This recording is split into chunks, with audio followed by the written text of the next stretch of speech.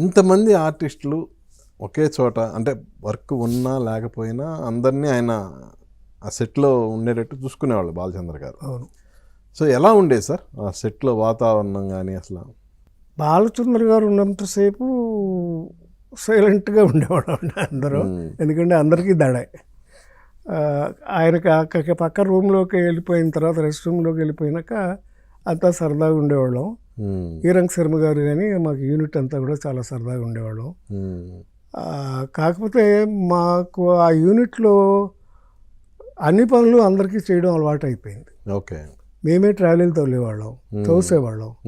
అలాగే లైట్లు ఏమైనా తీసి పెట్టాలంటే మేమే పెట్టేవాళ్ళం. అలాగే డైరెక్షన్ డిపార్ట్మెంట్కి హెల్ప్ చేసేవాళ్ళం. ఇలాగా ఒక ఫ్యామిలీ అట్మాస్ఫియర్ ఉండేదే కానీ ఎవరికి షూటింగ్ అనే ఫీలింగ్ ఉండేది కాదు. అంత సరదాగా షూటింగ్ జరిగిపోయింది. ఓకే. సో మిమ్మల్ని ఈ క్యారెక్టర్కి రికమెండ్ చేసింది రజనీకాంత్ గారు కదా? అవునండి. సో ఎలా మీ ఇద్దరి మధ్య అనుబంధం ఎలా? అదే 2 ఏళ్ళు కలిసి ఉన్నాం ఒకటండి. కలిసి ఉండడంలో సెలక్షన్ దగ్గరికి నుంచి వచ్చిన తర్వాత బాగా క్లోజ్గా ఉన్నాం. ఆయన మా ఇంటికి వచ్చేవాడు, నేను వాళ్ళ ఇంటికి వెళ్ళేవాడిని. అట్లాగే విఠల్ ప్రసాద్ అని మాకు ఇంకో కామన్ ఫ్రెండ్ ఉండేవాడు, మా తెలుగు క్లాసే. ఓకే. వాళ్ళ నాన్నగారు ఒకప్పుడు రాజుగారి దగ్గర దీపావళి అయితే వాడికి ఒక ఇల్లు ఉండేది, మ్యూజిక్ అకాడమీ అని. ఆ థియేటర్ ఉంది. ఆ థియేటర్ పక్కనే ఒక బిల్డింగ్ ఉండేది. అప్పుడు రజనీకాంత్కి వచ్చిన కొత్తలో పాపం అప్పటికి ఉద్యోగం వదిలేసి వచ్చాడు, బస్ కండక్టర్ చేస్తున్నాడు. It's a risk. అంటే లైఫ్ జరిగిపోతున్నటువంటి క్యారెక్టర్. అక్కడి నుంచి ఆర్టిస్ట్ అవుదామని ఫిల్మ్ ఇన్స్టిట్యూట్కి వచ్చాడు నేర్చుకోవడానికి. ఆయనకి అప్పుడు విఠల్ ప్రసాద్ అని మా క్లాస్మేటు, ఆయన ఇంట్లో ఆయన్ని పేయింగ్ గెస్ట్ లాగా పెట్టుకుని, పేయింగ్ గెస్ట్ అంటే పేయింగ్ గెస్ట్ కాదు, వాళ్ళ అమ్మకు ఒక కొడుకులాగా, వాళ్ళిద్దరు కొడుకులు అయితే రజనీని కూడా కొడుకులాగా చూసుకున్నది ఆవిడ. వాళ్ళ ఇంట్లోనే ఉండేవాడు. అంటే ఇంట్లోనే ఉండే ఇన్స్టిట్యూట్కి దగ్గరే అది. సో అక్కడి నుంచి వచ్చి ఇన్స్టిట్యూట్లో చదువుకునేవాడు. ఫీజు కట్టడానికి కూడా ఇబ్బంది. పెద్ద ఫీజు ఏం కాదు ఆ రోజుల్లో. సంవత్సరానికి 300 రూపాయలు. ఓకే. 2 ఏళ్ళకి 600 రూపాయలు. అవి కూడా ఒక స్టేజ్లో కట్టుకోలేని పొజిషన్లో ఉంటే మా ప్రిన్సిపాల్ గారే కట్టేసేవారు. సో అతని కష్టం, కృషి అక్కడే మెడ్రాస్లో ఉంటూ 2 ఏళ్ల పాటు ఏదో సినిమాల్లోకి వెళ్ళి ట్రై చేసుకుని ఏదో ఛాన్స్ వస్తే చేయడం వేరు. 2 ఏళ్ళు దానికోసం ట్రైనింగ్ తీసుకోవడం అనేది ఇట్స్ ఏ గ్రేట్ విషయం రజనీకాంత్లో అప్పుడే. పైగా అతను మిర్రర్ మెడిటేషన్ అని ఒకటి ఉందండి. అద్దాన్ని నమ్మేవాడు. అద్దం ముందే నుంచుని రకరకాలుగా తను ప్రయత్నాలు చేసుకునేవాడు. ఓకే. మిర్రర్ మెడిటేషన్ అంటారు. అది యాక్చువల్గా మెడిటేషన్. అది ఆ ప్రాక్టీస్ ఎక్కువ ఉపయోగపడేది దానికి. ఓకే. అతనికి అప్పటికి పర్సనల్గా ఏంటంటే శత్రుఘ్న సిన్హా అంటే చాలా ఇష్టం. ఓకే. ఆయన పర్ఫార్మెన్స్ అంటే. హిందీలో అప్పటికే నా మంచి stylish actor Shatrughna Sinha.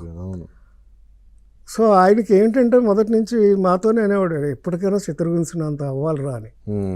But ఎక్కడికో వెళ్ళిపోయాడు. Very good. అలాగా శ్రమపడి వచ్చిన వ్యక్తి, కష్టపడి వచ్చిన వ్యక్తి రజనీకాంత్. ఓకే. ఆ తర్వాత ఎంతకాలం మీ ఇద్దరి మధ్య అనుబంధం కొనసాగింది? అదేనండి, అదే యూనిట్లోనే మేము 2-3 సినిమాలు వరుసగా చేసాం. అంతులేని కథ అయిపోయిన తర్వాత చిలకమ్మ చెప్పింది.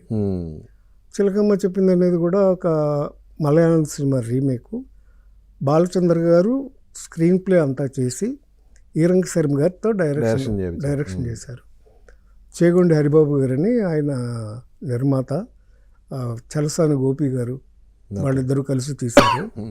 ఆ సినిమాలో కూడా షూటింగ్కి వెళ్ళినప్పుడు నాకు రజనీకాంత్కి ఒకే రూమ్ బుక్ చేసేవారు. పాలకొల్లో 3 నెలలు షూటింగ్. ప్రతి నెల 15 రోజులు అక్కడ ఉండాలి. నేను చెప్పాను కదా ఇందాకలాగా ఈరంగ్ శర్మ గారు ఆ యూనిట్లు అంటే మేము షూటింగ్ ఉండాలన్నా డేట్లు ఇచ్చేవారు కదా మాకు. మొత్తం షెడ్యూల్ అంతా ఉండాలి. అలా ఉండి పనులు చేస్తూ ఉండేవాళ్ళం. మేమే హెల్ప్ చేసేయడం ఇలా అన్నీ చేస్తూ ఉండేవాళ్ళం. ఆ సినిమా సక్సెస్ అయింది.